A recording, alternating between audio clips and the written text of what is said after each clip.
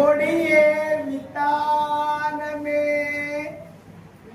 కొడి అంటే ధ్వజం, మనకి ధ్వజస్తంభం. ఎక్కడైతే ధ్వజస్తంభం ఉందో దాన్ని మాత్రమే దేవాలయంగా పరిగణిస్తూ ఉంటారు. మనం ఎన్ని దాసోహాలు చేసినా అక్కడే చేయాలి. పడుకుని చేసినా, కూర్చుని చేసినా, కూర్చుని చేసినా దాసోహము నమస్కారం అనేది అక్కడే చేయాలి. ఇక్కడ రెండు చేతులతో కళ్ళార స్వామిని సేవించాలి, నోరార పలకాలి. ఇక్కడ మాత్రం ఇక్కడ దాసోహాలు చేయకూడదు. కేవలం ధ్వజస్తంభం, తర్వాత ఇక్కడ మాత్రం స్వామి అందుకుని కొడియే ధ్వజం కావాలి. ఇప్పుడు మన ఇళ్లలో శుభకార్యాలు అయితే మనం మామిడి మండలు పెడుతున్నాం ఏమండి. ఆ మామిడి మండలం అంటే ఏంటి? అక్కడ శుభకార్యం జరుగుతున్నట్టు లెక్క. అదే కాదు మన పెద్దలు ఏదైనా పెద్ద ఉత్సవం చేశారనుకోండి, ప్రతి ఇంటికి ఒక జెండా ఇస్తారు.